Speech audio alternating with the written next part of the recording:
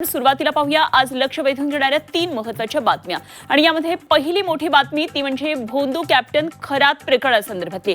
Captain Kharat प्रकरणामध्ये नवनवीन माहिती आता समोर येते। खरातच्या दरबारामध्ये अनेक प्रशासकीय अधिकारी येत असल्याचं आता कळतंय।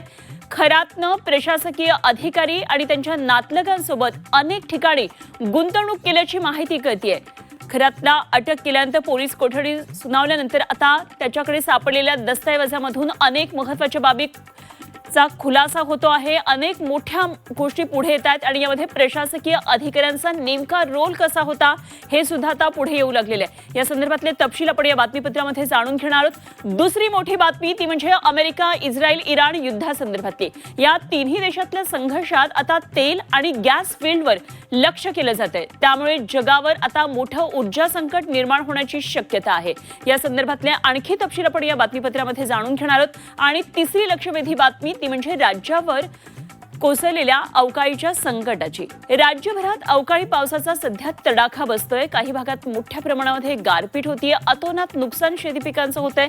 अवकाळीच्या तडाख्यामुळे शेतकऱ्यांच्या हातातोंडाशी आलेला घास हिरावला गेलाय।